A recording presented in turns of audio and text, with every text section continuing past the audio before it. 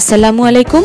নোনা ইলিশ অনেকের পছন্দের একটি খাবার, আবার অনেকে এর স্মেলটাই পছন্দ করেন না। অনেক ধরনের তরকারি দিয়ে নোনা ইলিশ রান্না করা যায়। আজ আমরা রান্না করেছি বেগুন দিয়ে, কিন্তু আমাদের নোনা ইলিশ বাজার থেকে কেনা নয়, অর্থাৎ এই নোনা ইলিশ আমরা বাসায় তৈরি করেছি। প্রিয় ভিউয়ার্স, আজ আমরা দেখাবো কিভাবে বাড়িতেই খুব সহজে নোনা ইলিশ তৈরি করা যায় এবং 6 মাস সহজেই সংরক্ষণ করা যায়।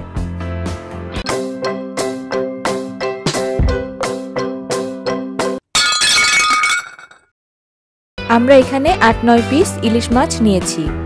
মাছের আঁশটি ফেলার পর মাছগুলো পিস করে নিয়েছি। মাছগুলো কিন্তু ধোয়া যাবে না, হাত দিয়ে ভালোভাবে রক্ত এবং ময়লা পরিষ্কার করে নিতে হবে। এখানে প্রায় হাফ কাপের মতো লবণ নিয়েছি। আপনারা চাইলে আরো বেশি দিয়ে দিতে পারেন, তাতে সমস্যা নেই। লবণগুলো মাছে ঢেলে দিয়ে ভালোভাবে মেখে নিব। অনেকে লবণ দিয়ে পুরো মাছ ঢেকে ফেলেন, আসলে এত লবণ দেওয়ার প্রয়োজন হয় না, তবে মাছে যেন বেশি পরিমাণ লবণ ঢোকে তাই লবণটা বেশি দিতে হয়। লবণ দিয়ে মাছগুলো মাখা হয়ে গেলে একটি ঢাকনা বা কাপড় বা নেট দিয়ে ঢেকে কোনো খোলা জায়গায় কমপক্ষে 5 দিন রেখে দিব। খেয়াল রাখবেন মাছের ভেতরে যেন কোনো পোকামাকড় না ঢোকে। তাহলে 5 দিন পর দেখাচ্ছি এই মাছের কি অবস্থা হয়। এই মাছগুলোই 5 দিন রেখে দিয়েছিলাম। মাছগুলো থেকে পানি বের হয়ে গিয়েছে এবং সুন্দর একটা স্মেল পাওয়া যাচ্ছে, যেটা নোনা ইলিশে পাওয়া যায়।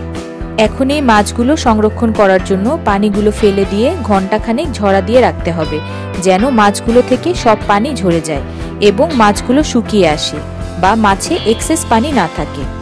মাছগুলো কিন্তু আবার ধুয়ে ফেলবেন না। মাছগুলো আমরা না ধুয়েই একটি কন্টেনারে নিয়ে নিয়েছি। আপনারা যে কোনো ধরনের প্লাস্টিক ব্যাগ বা এয়ারটাইট কন্টেনার ইউজ করতে পারেন। ফ্রিজে নরমালে 6 মাস পর্যন্ত এই নোনা মাছ সংরক্ষণ করা যায়। তাহলে চলুন কিছু মাছ রান্না করি আর কিছু রেখে দেই। আমরা 5 টুকরো মাছ নিয়ে নিয়েছি। মাছগুলো আমরা ছোট ছোট করে টুকরো করে নিব। বেশি ছোট করবেন না, তাতে করে মাছ গলে যেতে পারে। মনে আছে নিশ্চয়ই, মাছগুলো কিন্তু আমরা এখনো ধুইনি। নোনা ইলিশ রান্না করার আগে ঘন্টাখানেক নরমাল পানিতে ভিজিয়ে রাখতে হয়, তাতে মাছগুলো পরিষ্কার করতে বেশ সুবিধা হয়। মাছগুলো কাটা হয়ে গেলে ঘন্টাখানেক পানিতে ভিজিয়ে রেখে ভালোভাবে ধুয়ে নিব। আমরা এখানে 3টি লম্বা বেগুন ছোট করে কেটে নিয়েছি, আমাদের মাছের টুকরোর চাইতে দ্বিগুণ সাইজ করে। একটি প্যানে 1/3 কাপ সয়াবিন তেল নিয়ে নিচ্ছি। হাফ কাপের মতো পেঁয়াজ ভেজে নিব। পেঁয়াজগুলো খুব বেশি ভাজতে হবে না। আমরা গুঁড়া মশলার মধ্যে নিয়েছি হাফ টেবিল চামচ হলুদ গুঁড়া, হাফ টেবিল চামচ মরিচ গুঁড়া আর হাফ টেবিল চামচ ধনিয়া গুঁড়া। পেঁয়াজগুলো ট্রান্সপারেন্ট হয়ে আসলে এর মধ্যে গুঁড়া মশলাগুলো দিয়ে দিচ্ছি। সামান্য পানি দিয়ে মশলাগুলো কষিয়ে নিব।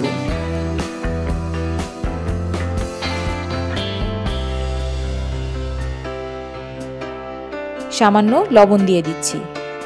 মশলা কষানো হয়ে গিয়েছে, তেলও উঠে এসেছে। এবার দিয়ে দিচ্ছি বেগুন। মশলার সাথে ভালোভাবে মিশিয়ে নরম হওয়া পর্যন্ত রান্না করে নিব। বেগুন থেকে পানি বের হবে, তারপরও যদি পানির প্রয়োজন হয় সামান্য পানি দিয়ে নেবেন। আমাদের বেগুন প্রায় নরম হয়ে গিয়েছে। এখন এর মধ্যে দিয়ে দিব নোনা ইলিশ এবং মিনিট 2 রান্না করব। মিনিট 2 পর সামান্য পানি অ্যাড করব বেগুনটা পুরো সিদ্ধ হওয়ার জন্য, এবং মিডিয়াম লো ফ্লেমে আরো মিনিট 10 রান্না করব।